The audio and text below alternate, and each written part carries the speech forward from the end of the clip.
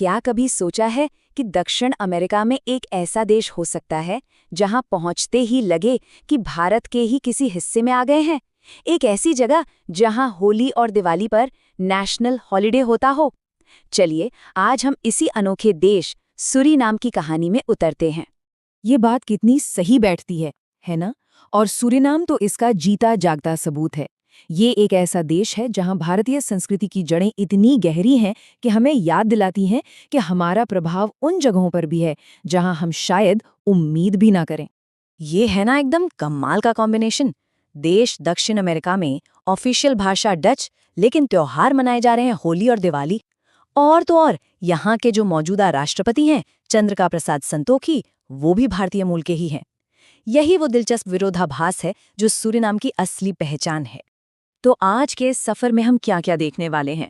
पहले समझेंगे कि इसे छोटा भारत क्यों कहते हैं, फिर देखेंगे इसकी मिली जुली संस्कृति को, जानेंगे यहाँ की आर्थिक मुश्किलों के बारे में, अपराध की चुनौती को समझेंगे और आखिर में इसके अनोखे विरोधाभास को सुलझाने की कोशिश करेंगे। तो चलिए शुरू करते हैं पहले हिस्से से। आखिर भारत से करीब करीब 15,000 किलोमीटर दूर इस देश में एक मिनी हिंदुस्तान बस कैसे गया? देखिए, ये कहानी शुरू होती है 1873 में। तब उत्तर प्रदेश और बिहार से लोग कॉन्ट्रैक्ट लेबरर्स, मतलब कि गिरमिटिया मजदूर बनकर यहाँ आए थे। और फिर धीरे धीरे उन्होंने न सिर्फ यहीं अपनी जड़ें जमा लीं, बल्कि इस देश की संस्कृति का एक अटूट हिस्सा बन गए। अब बात करते हैं उस चीज की जो सूरीनाम को सच में सबसे अलग बनाती है। ये सिर्फ छोटा भारत नहीं है, बल्कि यहाँ पर अलग अलग कल्चर, धर्म और कुदरत की खूबसूरती का एक गजब का मेलजोल देखने को मिलता है। यहाँ की आबादी का एक बहुत बड़ा हिस्सा, मतलब करीब 22% से भी ज्यादा हिंदू हैं। और ये दक्षिण अमेरिका के किसी भी देश में हिंदुओं का सबसे बड़ा प्रतिशत है, जो यहाँ की भारतीय पहचान को और भी मजबूत करता है।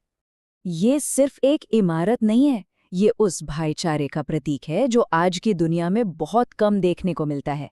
सोचिए, दुनिया में ऐसी कुछ ही जगह हैं जहां एक यहूदी सिनेगॉग और एक मस्जिद दोनों एक दूसरे के बगल में इतने सुकून से खड़े हैं।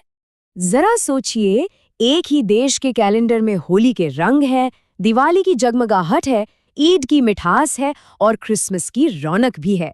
यहाँ हर त्योहार को पूरा देश मिलकर मनाता है, जो यहाँ की एकता की एक खूबसूरत मिसाल है। और बात सिर्फ संस्कृति तक ही सीमित नहीं है। सूरीनाम कुदरती तौर पर भी बहुत अमीर है। देश का लगभग 80% हिस्सा घने हरे भरे जंगलों से ढका हुआ है। ये दुनिया के सबसे ग्रीन देशों में से एक है। लेकिन हर चमकती चीज सोना नहीं होती। इस रंगीन तस्वीर का एक दूसरा, जरा स्याह पहलू भी है। अब कहानी का रुख उस तरफ मोड़ते हैं जो यहाँ की एक कड़वी सच्चाई है, देश के आर्थिक संघर्ष। 1 मिनट रुककर इस नंबर के बारे में सोचिए, 70%। सूरीनाम की 70% आबादी गरीबी रेखा से नीचे जी रही है। मतलब वहाँ बहुत से लोगों के लिए 2 वक्त की रोटी जुटाना भी एक रोज की जंग है। और अगर इसे और करीब से देखें तो देश की लगभग 1/4 आबादी हर रोज $2 यानी करीब 160-170 रुपए से भी कम पर गुजारा करती है। ये इस खूबसूरत देश की एक बहुत ही कठोर सच्चाई है। और यहीं पर सूरीनाम का सबसे बड़ा विरोधाभास सामने आता है।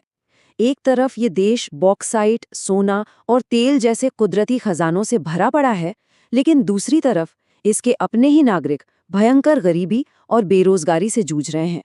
तो जब पैसा नहीं होता, गरीबी होती है, तो अक्सर क्राइम बढ़ता है। चलिए अब देखते हैं कि कैसे अपराध और भ्रष्टाचार सूरीनाम की असली क्षमता को दबा रहे हैं। वहां रहने वाले एक शख्स की ये बात सुनिए। ये सिर्फ एक लाइन नहीं है, ये वहां की रोजमर्रा की हकीकत है, लोगों का डर है।